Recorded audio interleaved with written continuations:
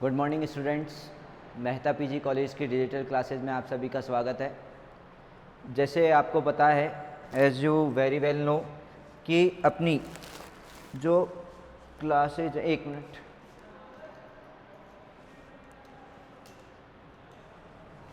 हाँ, कि अपनी जो क्लासेज चल रही हैं रेगुलर बेसिस पर, कि बीएससी पार्ट फर्स्ट,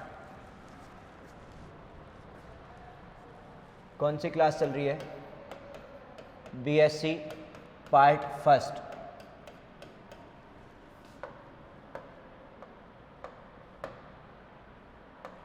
और उसमें पेपर कौन सा स्टार्ट किया हुआ है अपन लोगों ने? थर्ड। और पेपर का नाम क्या है? ऑप्टिक्स। पेपर का नाम क्या है? ऑप्टिक्स। ये जो रेगुलर क्लासेस चल रही है, इसमें अपना चल रहा है यूनिट नंबर फर्स्ट। कौन सा यूनिट चल रहा है इसमें? Unit number first. और यूनिट फर्स्ट का नाम है इंटरफेरेंस। यूनिट का नाम है इंटरफेरेंस, व्यतिकरण। मैं बात करूं तो क्या लिखूंगा इसको? व्यतिकरण। क्लियर है? देन व्यतिकरण। ठीक है, देखो इसमें बहुत सारी चीज़ों के बारे में डिटेल में स्टडी कर चुके हैं। कोई भी स्टूडेंट पहली बार देख रहा होगा, उसको पता चल जाएगा कौन सी क्लास है, कौन सा क्या टॉपिक, कौन सा यूनिट है। ठीक है, तो देन आपका जो ये बुक है, इसमें बहुत सारी चीज़ें पढ़ चुके हैं, काफ़ी सारे टॉपिक्स पढ़ चुके हैं। और लास्ट टॉपिक था अपना फिल्म के कारण इंटरफेरेंस, कि एक पतली फिल्म के कारण व्यतिकरण, पतली पारदर्शी फिल्म के कारण क्या निकालना था? व्यतिकरण की वैल्यू क्या करनी थी? अपने को फाइंड करनी थी। क्लियर है? अब अपने को क्या करना है? अब अपने पास पतली पारदर्शी एक समान मोटाई की थी, यदि आपको याद हो। देन ये फर्स्ट लेक्चर का हो गया अपना, जो चीज़ें हैं बेसिक आपको बता दिए। हाँ, देखो सामने, यदि आपको याद हो, जो पतली फिल्म से आपने क्या पढ़ा था? व्यतिकरण पढ़ा था। उसमें जो फिल्म की मोटाई थी वो क्या थी? एक समान थी। वो क्या थी? उसकी मोटाई एक समान थी। इसके लिए आपने परावर्तित किरणों में व्यतिकरण निकाला, पारगमित किरणों में व्यतिकरण निकाला, कंस्ट्रक्टिव, डिस्ट्रक्टिव, कहाँ ब्राइट मिलेगी, कहाँ डार्क फ्रिंजेस मिलेगी, सब चीज़ें आपने डिटेल में स्टडी की हुई है। इनको जानने के लिए आपको अपना मेरा पुराना लेक्चर देखना पड़ेगा। पारदर्शी आपका पतली फिल्म से क्या नाम है? व्यतिकरण, कि पतली फिल्मों से व्यतिकरण, जहां पर मोटाई क्या थी? इन सबकी समान थी। लेकिन अब जो अपना टॉपिक है वो क्या है आपका? कि फनाकार फिल्म से व्यतिकरण। फनाकार मतलब वे शेप। आप कहेंगे वे शेप मतलब कि ये पहले तो ऐसे थे, पहले फिल्म कैसे थी? ऐसे थी, एक समान मोटाई की। अब कैसे है फिल्म? ऐसे। ये दिख रहा है आपको? वे शेप मतलब आपने कोई सीढ़ी लगा दी है इस तरीके से, स्लोप। तो देन ये क्या बना रहा है? वेज बना रहा है, फनाकार पतली फिल्म। यहां से यहां पर मोटाई एक समान नहीं है। देखो यहां मोटाई कम है स्टार्टिंग में, जैसे मैं बता रहा हूं, यहां मोटाई कम है, लेकिन जैसे जैसे आगे जा रहे हैं मोटाई बढ़ती जा रही है। नहीं बढ़ती जा रही? बढ़ती जा रही है। तो एक समान मोटाई नहीं है। मोटाई क्या है? यहां पर डिफरेंट है। तो यहां पर आप सभी लोग देखेंगे क्या, एक मिनट,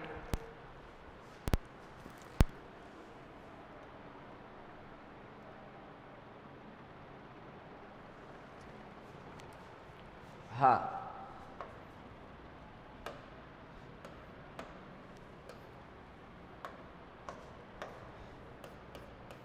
अब देखेंगे कि फनाकार पतली फिल्म से व्यतिकरण, फनाकार पतली फिल्म से व्यतिकरण, फनाकार पतली फिल्म से व्यतिकरण। क्लियर है? कि आपका जो फनाकार फिल्म है, वे शेप्ड फिल्म, कि इंटरफेरेंस, मैं लिखता हूं इंग्लिश में, interference due to thin film, interference due to thin film, कि फनाकार पतली फिल्म से व्यतिकरण आप लोगों को बता चुका हूं। ऐसे ये मैं यहां पर डायग्राम बनाऊं आपका फनाकार पतली फिल्म का, तो देखो सामने ये इस तरीके से, ये क्या है? फनाकार फिल्म है, जिसकी मोटाई देखो आपकी हर पॉइंट पर क्या हो रही है? चेंज हो रही है, नहीं हो रही है? पहले कम है, फिर थोड़ी ज़्यादा, फिर थोड़ी ज़्यादा, फिर क्या हो रही है? आपकी इंक्रीज होती जा रही है, नहीं आ रही है? दोनों प्लेन्स है जो किसी एंगल थीटा पर एक दूसरे पर क्या है, इंक्लाइंड है, कि दोनों सरफेस है उनके बीच में जो एंगल की वैल्यू है वो कितनी है, थीटा है। वो एंगल की वैल्यू कितनी है आपके, थीटा है। तो अपन अब इसके बारे में स्टडी करते हैं, ठीक है। तो फनाकार पतली फिल्म से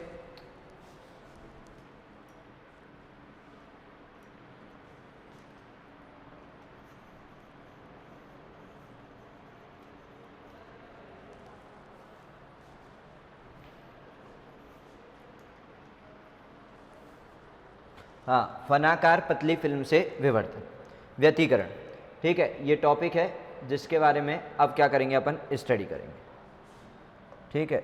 अब देखो यहाँ पर किस तरीके से डायग्राम का बड़ा इंपॉर्टेंट रोल है। सबसे इंपॉर्टेंट चीज क्या है यहाँ पर, वही डायग्राम है आपका, डायग्राम, ठीक है। और आपका ये पतली फिल्में और इनके बीच में जो एंगल है वो क्या है, थीटा है। वो क्या है, एंगल थीटा है, ठीक है। अब क्या हो रहा है कि आपके किसी सोर्स से कोई रे इंसिडेंट हो रही है, नॉर्मल से कितना एंगल बनाते हुए,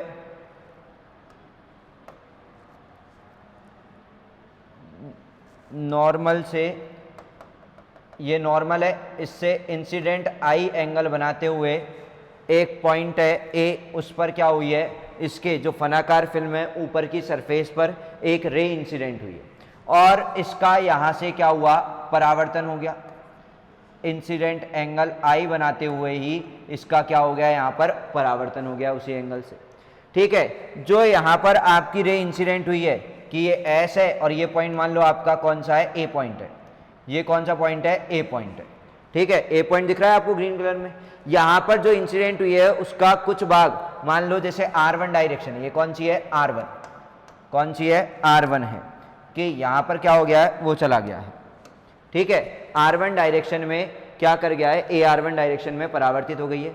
अब यहाँ से कुछ भाग आपका यहाँ पर नीचे वाली सरफेस पर इंसिडेंट होगा, देन आपका एंगल R बनाते हुए, रिफ्लेक्शन एंगल कितना बनाते हुए, R बनाते हुए नीचे वाली सरफेस पर इंसिडेंट होगा, जो फिर नॉर्मल से क्या करेगा, आपका यहाँ पर नॉर्मल से क्या करेगा, यहाँ पर आपका इधर कुछ चला जाएगा, यहाँ इस डायरेक्शन में, इस पॉइंट को मान लो B और इस पॉइंट को मान लो आप C, और कुछ पार्ट का क्या हो जाएगा, यहाँ पर ट्रांसमिशन हो जाएगा।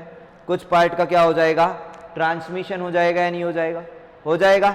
और सेम इधर से भी वही चीज़, सेम इधर से भी वही चीज़ कि क्या होगा, इसका कुछ पार्ट इधर चला जाएगा या नहीं चल जाएगा, AR2 डायरेक्शन में। किधर चल जाएगा, AR2 डायरेक्शन में चला जाएगा या नहीं चला जाएगा।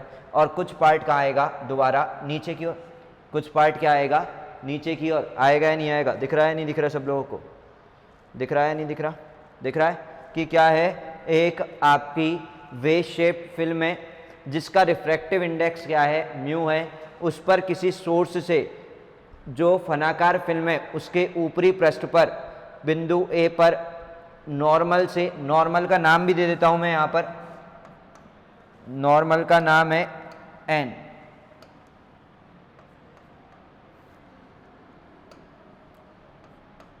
नॉर्मल का नाम है एन, और ये नीचे वाला पॉइंट है एन डैश, इसका नाम दे देता हूं मैं आपका एम, एम डैश, ठीक है। कि यहाँ से आपका इंसिडेंट एंगल आई बनाया नॉर्मल से, और कुछ पार्ट AR1 डायरेक्शन में क्या हो गया, आपका परावर्तित हो गया। कुछ पार्ट AB डायरेक्शन में क्या हो गया, अपवर्तित हो गया नॉर्मल से R एंगल बनाते हुए। देन जो आपकी फनाकार फिल्म का जो निचला वाला सरफेस है वहाँ पर ये इंसिडेंट हुई अपवर्तन के कारण, और बिंदु पॉइंट B से कुछ पार्ट तो BC डायरेक्शन में क्या हो गया, परावर्तित हो गया, BC डायरेक्शन में क्या हो गया, परावर्तित हो गया, और कुछ पार्ट आपका क्या हो गया, पारगमित हो गया। कुछ पार्ट क्या हो गया, आपका पारगमित, ट्रांसमिट हो गया।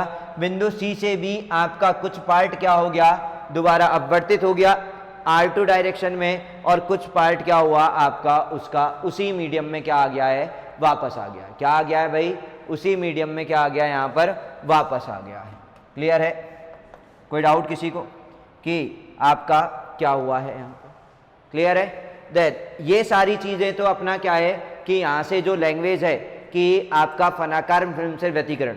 अब जब ये आपको जो परावर्तित किरणें मिल रही है इनको किसी लेंस के द्वारा क्या करें, एक बिंदु पर कोइंसाइड करवाएंगे, किसी लेंस के द्वारा एक पॉइंट पर क्या करवाएंगे, अध्यारोपित करवाएंगे। तो अध्यारोपित करवाएंगे तो वहां पर क्या होगा, सुपर इम्पोज होंगी, और सुपर इम्पोज होंगी, अध्यारोपित होंगी तो क्या होगा, वहां पर व्यतिकरण पैटर्न बनेगा। क्या बनेगा, व्यतिकरण, इंटरफेरेंस पैटर्न बनेगा। अब इंटरफेरेंस पैटर्न बनेगा तो वहां पर कैसे मिलेंगी, फ्रिंजेस मिलेंगी। अब फ्रिंजेस कैसी, डार्क भी हो सकती है या ब्राइट भी हो सकती है, चमकीली भी हो सकती है या कौन सी हो सकती है, काली भी हो सकती है। देन उनके बारे में अपन क्या करेंगे, यहां पर स्टडी करेंगे कि आपको फ्रिंजेस कैसी मिलेंगी, कि जो आपकी परावर्तित किरणें हैं जो व्यतिकरण पैटर्न जनरेट कर रही है वो फ्रिंजेस कैसी होंगी, ब्लैक होंगी या आपकी क्या होंगी, लाइट होंगी। मतलब आपकी काली होंगी या चमकीली फ्रिंजें होंगी, उनके बारे में हमें क्या करना है, स्टडी करना है। आप लोगों को पता है कि आपको फ्रिंजेस के बारे में बताना है, व्यतिकरण निकालना है तो आपको क्या निकालना पड़ेगा, पार्ट डिफरेंस। हमेशा बताया है कि पार्ट डिफरेंस क्या करना पड़ेगा, अपने को फाइंड आउट करना पड़ेगा या नहीं करना पड़ेगा, क्या करना पड़ेगा, पार्ट डिफरेंस फाइंड आउट करना पड़ेगा। और पार्ट डिफरेंस किनके बीच में निकालना चाह रहे हैं अपन, व्यतिकरण परावर्तित किरणों के बीच में।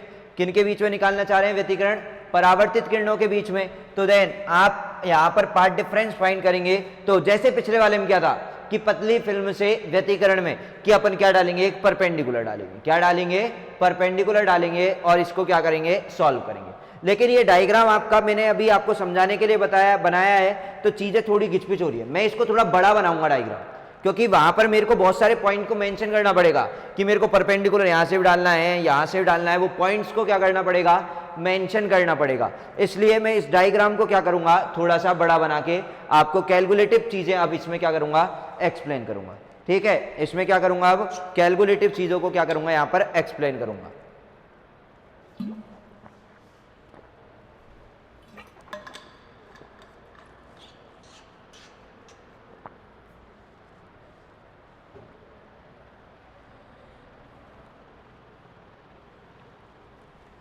ठीक है, तो देखो अब इसका मैं थोड़ा बड़ा डायग्राम बनाता हूं यहां पर आपके, जिससे कैलकुलेटिव चीज़ों को अपन क्या कर पाएंगे, यहाँ पर आइडेंटिफाई कर पाएंगे। ये देखो यहाँ पर बना रहा हूँ, उस डायग्राम को मैं यहाँ बना रहा हूँ। ये देखो सामने,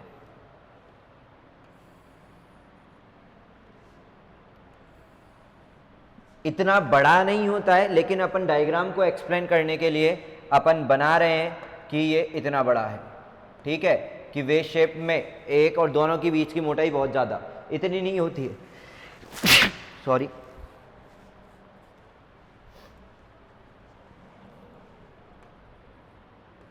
हाँ ये पॉइंट वो है। देन क्या हुआ, अब नॉर्मल से क्या एक रे आ रही है, वो यहाँ पर क्या कर रही है, आपके नॉर्मल से क्या बना रही है, एंगल बना रही है इस तरीके से। यहाँ पर क्या कर रही है, वो आपके नॉर्मल है आपका ये कोई एन डैश नाम देता चल रहा हूँ, यहाँ पर एन डैश नाम है। क्या नाम है, एन डैश, तो मैं इसको अलग से दे देता हूँ एन डैश को। ठीक है, और नॉर्मल से कितना एंगल बना रही है, इंसिडेंट एंगल आई बनाते हुए इंसिडेंट हुई S1। यहाँ पॉइंट ए है, इस पॉइंट का नाम क्या है, ए है, और यहाँ से क्या हुआ, वो आपकी उसी डायरेक्शन में क्या हो गई, रिफ्रैक्टेड हो गई, रिफ्लेक्ट हो गई, परावर्तित हो गई है R1 डायरेक्शन में, और एंगल आई बनाते हुए। अब आप जो यहाँ पर पॉइंट ए पर इंसिडेंट हुई है रे, देन जिसका कुछ भाग क्या होगा, नीचे की डायरेक्शन में क्या हो जाएगा, अपवर्तित हो जाएगा। नीचे की डायरेक्शन में क्या हो जाएगा, अपवर्तित हो जाएगा। तो देन नीचे की डायरेक्शन में इसका क्या करेंगे, अब अपवर्तन करेंगे इधर इस तरीके से। जो नॉर्मल से, ये पॉइंट बी है कोई, नॉर्मल से, नॉर्मल का नाम दे देता हूँ एम डैश, जो फिर दोबारा क्या होगी, उसी मीडियम में क्या होगी, परावर्तित होगी, और परावर्तन के बाद इसका फिर से यहाँ पर से उसका सेम मीडियम में क्या हो जाएगा, आपका यहाँ पर परावर्तन हो जाएगा। सेम मीडियम में क्या हो जाएगा, परावर्तन R2 डायरेक्शन में क्या कर जाएगा, वो मूव कर जाएगा। किस डायरेक्शन में मूव कर जाएगा, R2 डायरेक्शन में क्या कर जाएगा, वो मूव कर जाएगा। क्लियर है, तो देन R2 डायरेक्शन में क्या कर जाएगा, थोड़ा सा मूव कर जाएगा इधर। और इन परावर्तित किरणें AR1 और ये इस पॉइंट को नाम देता हूं मैं C, AR1 और C पॉइंट है।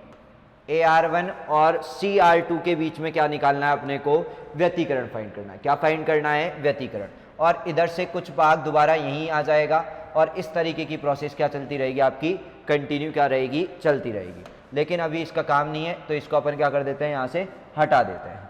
ठीक है, क्लियर है सबको, कोई दिक्कत किसी को नहीं है। देन अब देखो यहाँ पर मैं कुछ एंगल्स मेंशन कर रहा हूँ। ये आपका R एंगल है, ठीक है। और पार्ट डिफरेंस निकालने के लिए मैं क्या कर रहा हूँ, देखो परपेंडिकुलर ड्रॉ करूंगा तो मैं पहले ही ड्रॉ कर रहा हूँ, मैं पहले ही ड्रॉ कर रहा हूँ आपके परपेंडिकुलर, और इसका नाम दे देते हैं अपन, आपकी मर्जी हो D नाम दे लो, ABCD।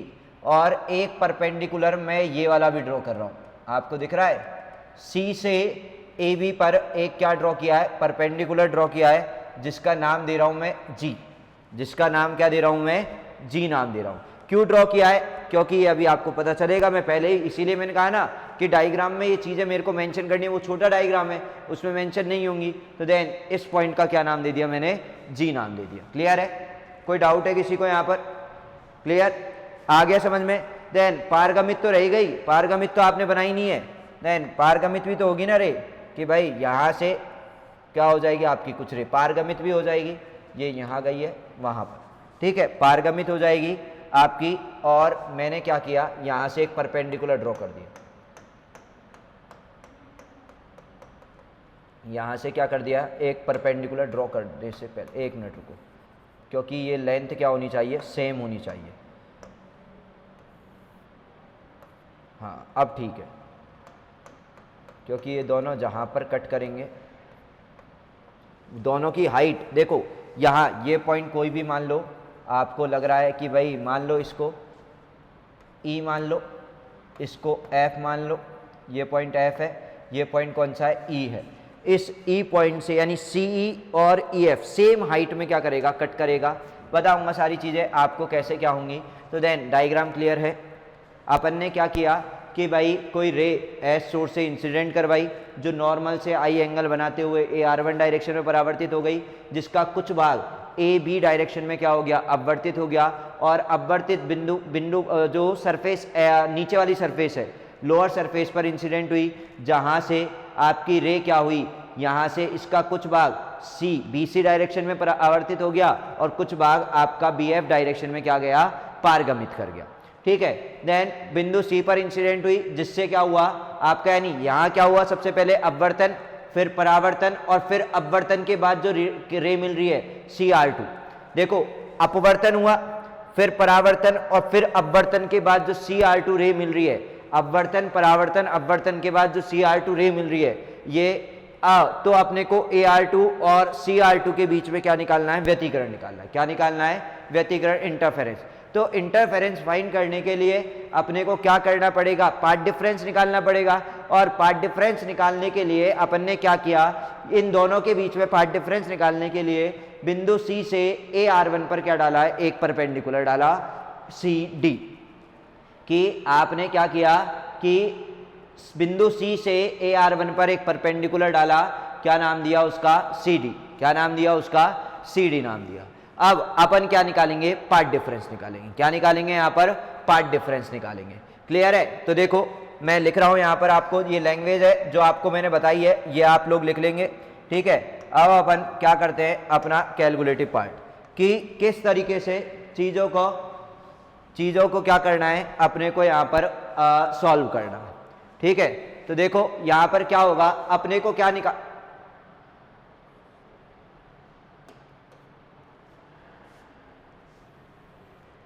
हाँ ये देखो ये डायग्राम आपको दिख रहा है।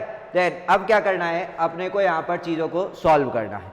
ठीक है, सॉल्व किस तरीके से करेंगे, यहाँ पर आपके डायग्राम तो क्लियर दिख रहा है। ठीक है, देन अब आपको क्या करेंगे, यहाँ पर सॉल्व करेंगे कि पार्ट डिफरेंस निकालना है AR1 और CR2 के बीच में। ठीक है, तो देखो कि अब करेंगे ऐसे लिखना, परावर्तित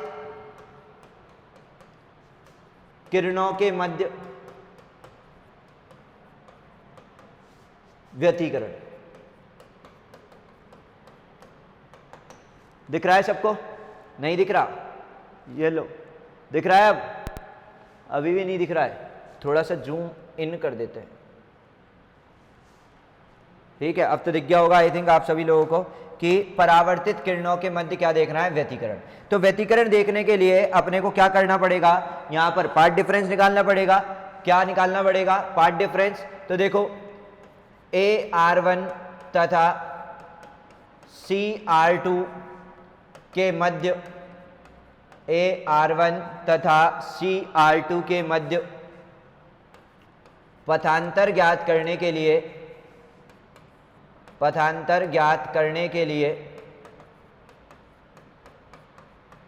पथांतर ज्ञात करने के लिए बिंदु C से, बिंदु C से AR1 पर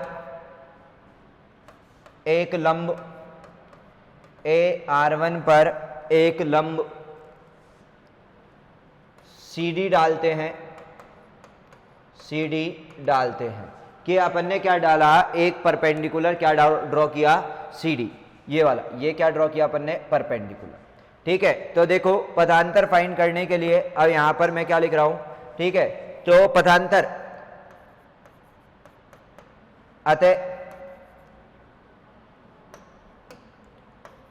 अतः AR1 तथा CR2 के मध्य, CR2 के मध्य पथांतर, के मध्य पथांतर। देन पथांतर लिख रहा हूं मैं यहां पर, पथांतर क्या हो जाएगा आपका? डेल 1 लिख रहा हूं। आप कहेंगे सर डेल 1 क्यों लिख रहे हैं? अब आप याद करो, पतली फिल्म से व्यतिकरण में, एक समान मोटाई की पतली फिल्म थी, उससे व्यतिकरण में भी डेल 1 निकाला था। क्यों? क्योंकि जब कोई किरण सघन माध्यम के पृष्ठ पर आती है तो उसके पाथ पे क्या हो जाता है? परावर्तित किरण में λ/2 का पथांतर आ जाता है ना। तो सेम चीज यहां पर देखो, यहां पर आ रही है आपकी डेंसर मीडियम पर, यहां पर आ रही है नहीं आ रही है? आ रही है। यहां से क्या होगी? परावर्तित हो रही है, तो इसके पथ में क्या आ जाएगा? पथांतर आ जाएगा। कितना? λ/2 का क्या हो जाएगा? एक्स्ट्रा पथांतर क्रिएट हो जाएगा या नहीं हो जाएगा? देन क्या एक्स्ट्रा पथांतर क्रिएट हो जाएगा या नहीं हो जाएगा? हो जाएगा। कोई दिक्कत है किसी को? नहीं है। तो देखो पदांतर एक्स्ट्रा क्रिएट हो जाएगा तो कितना पदांतर क्रिएट होगा। देखो AR1 और CR2 के बीच में पदांतर फाइंड करने के लिए आप देख रहे हैं कि यहाँ वाला ये वाला जो पोर्शन है ये वाला तो सेम हो गया, ये वाला क्या हो गया आपका सेम हो गया या नहीं हुआ कि CR2 और ये DR1 ये वाला पोर्शन क्या हो गया सेम। तो पार्ट डिफरेंस कौन सा बचा आप देख रहे हैं कि ये इंसिडेंट हुई ये दोनों में सेम है तो ये भी कैंसिल। तो ये ABC किस मीडियम में रिफ्रैक्टिव इंडेक्स म्यू है, यहाँ पर रिफ्रैक्टिव इंडेक्स क्या है म्यू है। तो देन म्यू अपवर्तनांक वाले माध्यम में पथ ABC ये पथ है या नहीं है एक्स्ट्रा और माइनस ये वाला कर देंगे क्योंकि ये एक्स्ट्रा है यहाँ पर इधर पहली रे के बीच में क्या हायर पथ माइनस लोअर पथ ऐसे तो करते हैं ज्यादा डिस्टेंस माइनस कम पथांतर निकालने के लिए। तो ज्यादा कितना है कि ABC माइनस क्या हो जाएगा लोअर पाथ कि AD हो जाएगा या नहीं हो जाएगा, हो जाएगा। देन AD कहां पर है एयर में वायु में और ये कहां पर है आपका ABC पथ कहां पर है म्यू अपवर्तनांक वाले माध्यम में। कहां पर है म्यू अपवर्तनांक वाले माध्यम में। तो मैं देखो क्या लिखूंगा यहां पर यहीं से लिख रहा हूं पथांतर को मैं कहां से लिख रहा हूं आपके यहां से लिख रहा हूं कि जो पार्ट डिफरेंस क्रिएट होगा वो कहां से क्रिएट होगा यहां पर लिख रहा हूं मैं। ठीक है तो देखो क्या होगा डेल 1 पथांतर डेल 1 यहां लिख रहा हूं कि म्यू अपवर्तनांक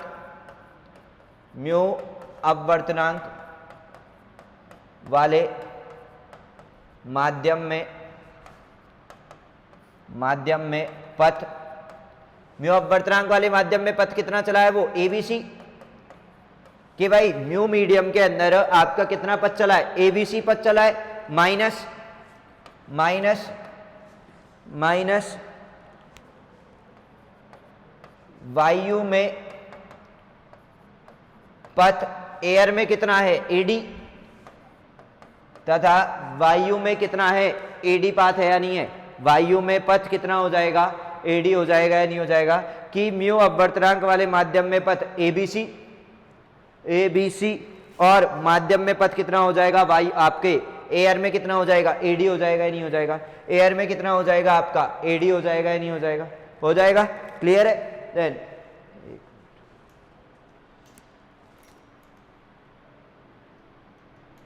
एयर में कितना हो जाएगा आपका, एडी हो जाएगा या नहीं हो जाएगा, हो जाएगा। तो मैं इसको क्या लिख सकता हूं, देखो डेल वन बराबर म्यू माध्यम में कितना चला है एबीसी माइनस एयर में कितना है एडी।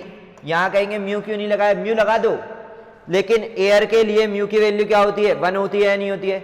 एयर के लिए किसकी वैल्यू, म्यू की वैल्यू क्या होती है, 1 होती है। मैं एबीसी को क्या लिख सकता हूं, एबीसी को mu A B plus B C लिख सकता हूं या नहीं लिख सकता। आपका ए बी सी को क्या लिख सकता हूं मैं, A B plus B C और माइनस क्या हो जाएगा ए डी, माइनस क्या हो जाएगा ए डी। इसको नाम दूंगा इक्वेशन नंबर 1। ये कौन सी हो जाएगी आपकी इक्वेशन नंबर 1। क्यों, क्योंकि ए बी सी इसको क्या लिख सकता हूं A B plus B C और आपका माइनस ए डी। अब देखो इन सबकी क्या करनी है, मेरे को वैल्यू फाइंड करनी है। किस किस की, आपको ए डी की, ए बी की, ए और बी सी की, इनकी इसको वैल्यू फाइंड करके यहां पुट कर देंगे, सॉल्व करेंगे। तो देखो सबसे पहले मेरे को ए डी निकालता हूं, क्या निकालता हूं, सबसे पहले ए डी निकालता हूं। तो ए डी कैसे निकालूंगा, ए डी की वैल्यू किस तरीके से मैं यहां पर आपके फाइंड करूंगा। तो देखो ए डी की वैल्यू फाइंड करने के लिए अपन इस ट्राइंगल का यूज करेंगे ए डी सी कि ये जो ट्राइंगल दिख रहा है आपको ये वाला, मैं कलरफुल कर दूं, इसको कर दूं, ये वाला ट्राइंगल कि ये जो आपको ट्राइंगल दिख रहा है इस ट्राइंगल का क्या करूंगा, यूज करूंगा इस ट्राइंगल में। पर पहले तो ये तो बताओ, कुछ भी निकालूंगा तो एंगल तो क्या है यहां, इस ट्राइंगल में एंगल तो बताओ कि इस ट्राइंगल में क्या निकालना है, एंगल। तो एंगल की वैल्यू तो है ही नहीं, तो सबसे पहले जो ये ट्राइंगल है ए डी सी, इसमें क्या फाइंड करूंगा, एंगल। क्या फाइंड करूंगा, एंगल की वैल्यू क्या करूंगा, फाइंड करूंगा। क्लियर है। तो एंगल की वैल्यू किस तरीके से फाइंड करूंगा कि भाई आपको ये दिख रहा है 90, वो क्या नाम है angle I plus D A C plus angle D A C, दोनों मिलाकर क्या बन रहे 90। मतलब ये पूरा एंगल 90 है या नहीं है, ये जो आपको दिख रहा है ये पूरा एंगल क्या है आपका 90 है या नहीं है। मतलब कौन कौन सा, एंगल आई और एंगल डी ए सी दोनों क्या बना रहे 90 बना रहे या नहीं बना रहे, क्या बना रहे हैं यहाँ पर 90 बना रहे हैं या नहीं बना रहे, 90 बना रहे। क्लियर है सबको यहाँ पर आपका, ठीक है। देन यहाँ पर आपको किसकी वैल्यू, एंगल आई की वैल्यू क्या हो जाएगी यहाँ से फाइंड होगी। देन एक चीज और, ये 90, अब आप जानते हैं ट्राइंगल के तीनों एंगल्स का टोटल क्या होता है, ट्राइंगल्स के तीनों एंगल्स का टोटल क्या होता है, आप सब लोग जानते होंगे ट्राइंगल के तीनों एंगल का टोटल क्या होता है 180। तो देन ये 90 है, तो बचेंगे दोनों एंगल ये और ये, कौन सा DAC और DCA, ये दोनों एंगल का टोटल क्या होगा 90 होगा या नहीं होगा, क्योंकि तीनों एंगल का टोटल क्या होता है 180, जिसमें से 90 तो ये हो गया है। तो बचे दोनों एंगल कितने होंगे, मैक्सिमम 90। तो देन ये और ये वाला एंगल दोनों मिलकर क्या बनाएंगे 90 डिग्री बनाएंगे। देन इनका यूज करते हैं और देखते हैं कि ट्राइंगल